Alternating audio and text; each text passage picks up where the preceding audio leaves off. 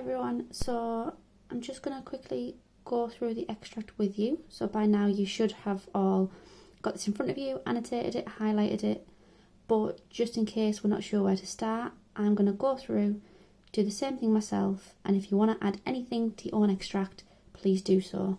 So I'm going to start by looking at language. So I'm going to use yellow highlighter for language, and then I'll go back over afterwards and I'll choose a different colour and pick up on some structural points. So as we're reading through this, we want to be picking up on anything that we think might be helpful when it comes to answering the questions.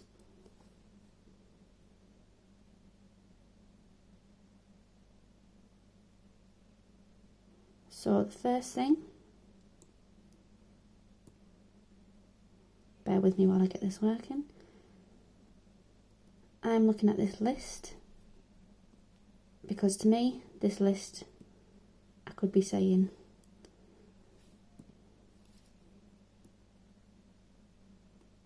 so it's a list and it shows range of experience.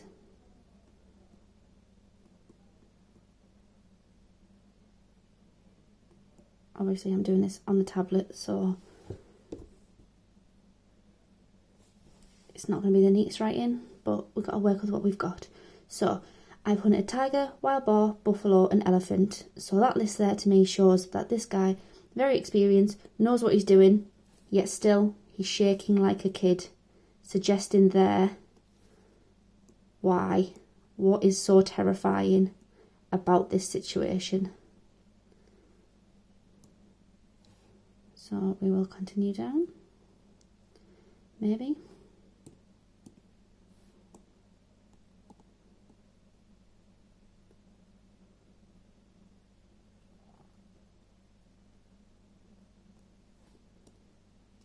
I'm not going to pick up on every little thing here because I haven't unfortunately got the room on this electronic version, but the jungle was wide and full of twitterings, rustlings, murmurs and sighs. Suddenly it all ceased, as if someone had shut a door. So as if there, we've got one thing being compared to another. So we have a simile. And we've got this idea of this adverb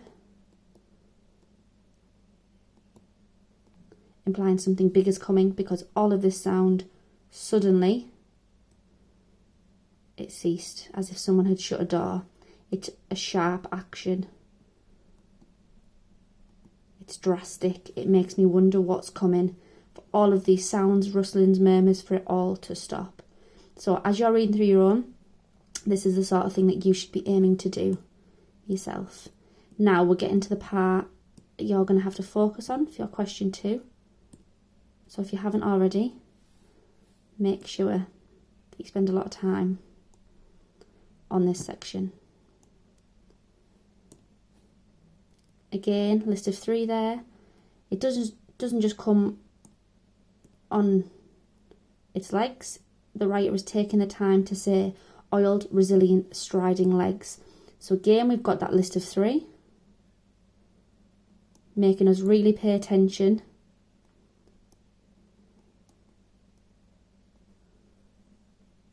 The fact that it's described as resilient, I might want to look at this adjective.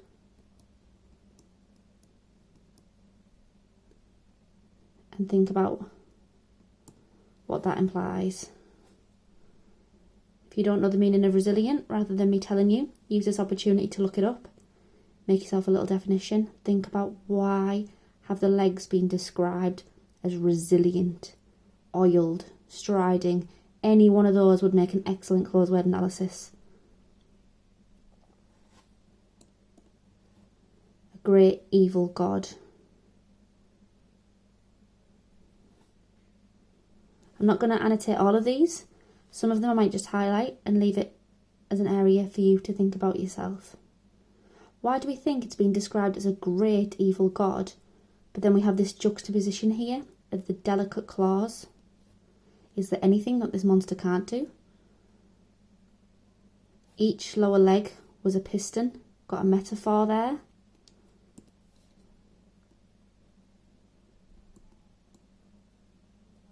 What is a piston? Again, if you're not sure, Look it up.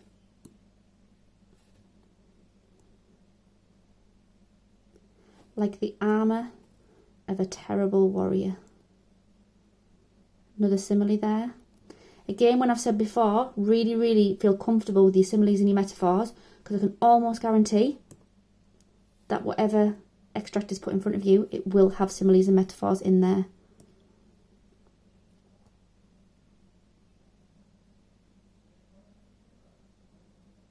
Its mouth gaped, exposing a fence of teeth like daggers. This is just filled with simile. Excuse my handwriting. What does this then suggest? If it's not just it opens its mouth and we can see all its teeth, the teeth are like daggers. Do a closed word analysis on daggers. Tell us what that word suggests about the power, the risk, the danger of those teeth.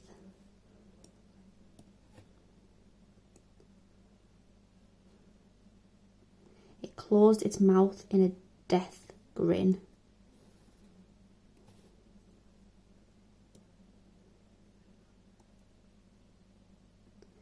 But we see all of these harsh words used to describe, and then we have a gliding ballet step, far too poised. What does that suggest? Not only is it powerful, but we can perhaps infer here that it's graceful too. Again, is there anything that this monster isn't capable of? Why is the writer chosen to describe it in such a graceful way? Is it just a monster, or is there more to it? Is it intelligent? Is it thoughtful? Does that make it even more dangerous?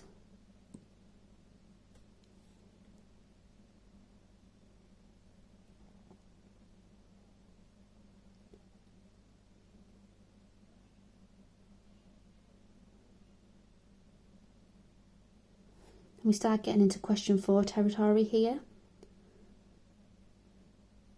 He pronounced his verdict quietly. Let's zoom in on this adverb again. Quietly.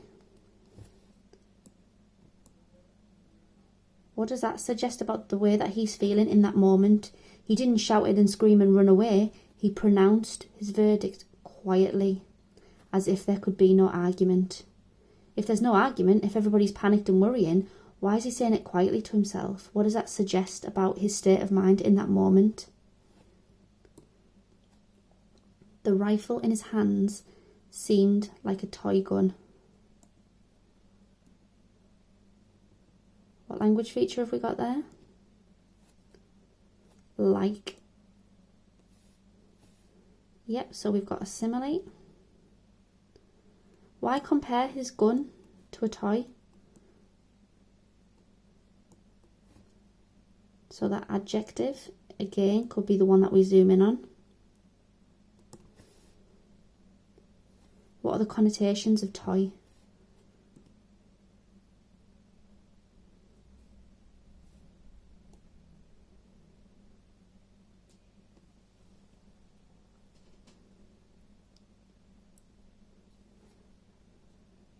So when I read it, this for me, the turning point. I didn't realise. I miscalculated.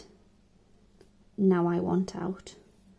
This for me is the moment when he realises his life is in danger.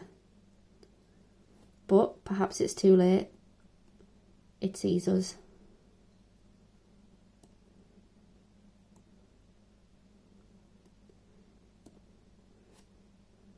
Its armoured flesh glittered like 1,000 green coins.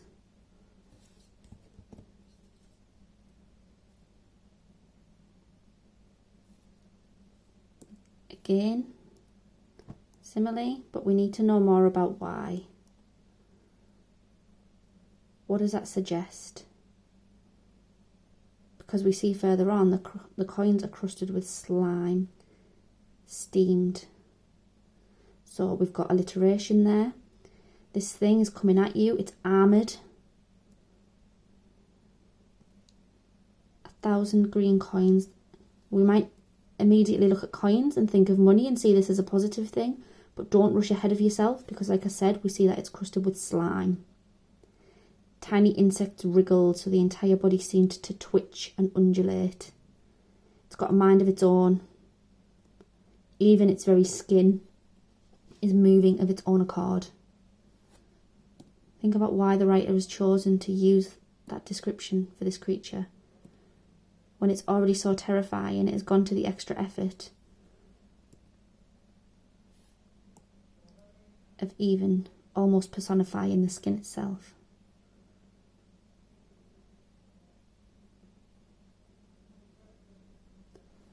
And we've got this very clear, direct instruction, don't run. So you might want to look at the use of the verbs here. It's imperative, do not. It's not saying, maybe don't run, I suggest you don't run, do not run. It's very clear. What could that again emphasise about the danger that they're in at this moment?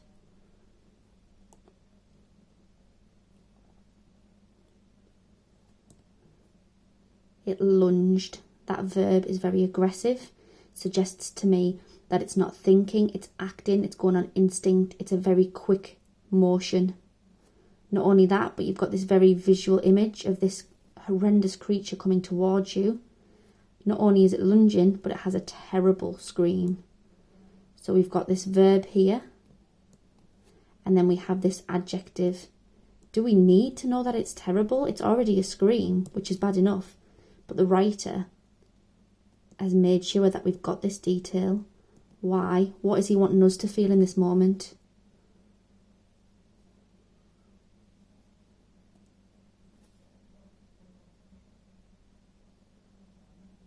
Trees exploded. Even the background can't escape it. Even the response of the trees is aggressive. Again, we've got this verb exploded. Nothing can escape this battle, not even the trees.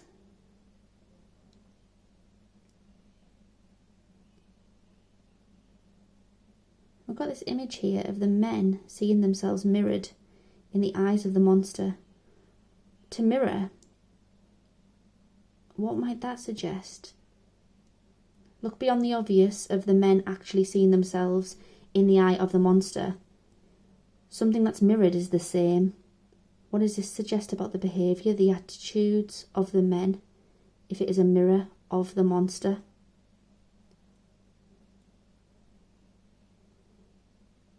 And then ultimately we see the T-Rex falls.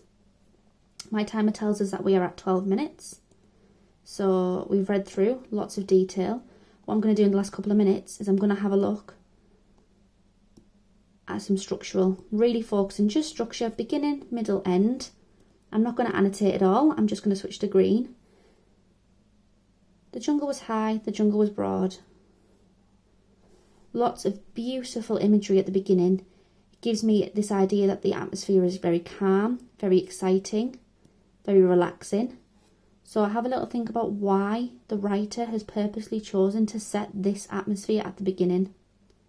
We don't have any ideas about what's to come. However, as we move down, we see one word paragraph, silence. Why? It is at this point that everything changes. And it's unavoidable that we as the reader notice because the writer has purposely put it on its own. This is the point in the middle of the story where everything changes. And then we go from that one word sentence to a very, very long detailed description. Why has the story been slowed down so much? Why do we have to focus so much on how the T-Rex looks? What is the writer wanting us to focus on in this moment? And what atmosphere do we now have? Continuing further, we see lots and lots of short exchanges of speech. Think about the pace, think about what that does to the tone of the story.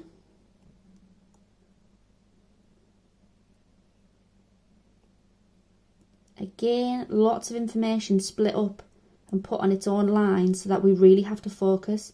He took a few steps, blinking, shuffling, not that way. We have to be very aware of the fact that he has gone the wrong way.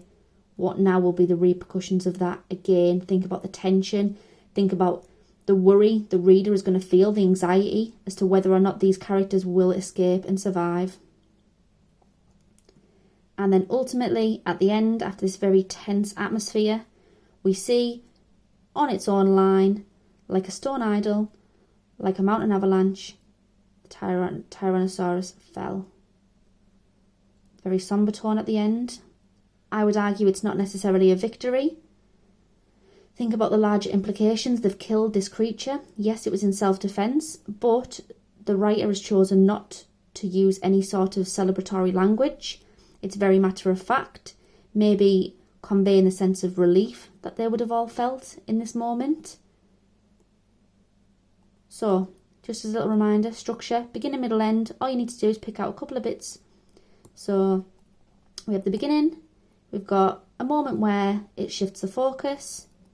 And then we're thinking about all this detail that we've got. Towards the end, again, we've got another shift. The pace increases. We've got lots of quick exchanges of language, speech. And at the end, the change again in atmosphere. Why does it change? How does it change? What is the effect of this ending?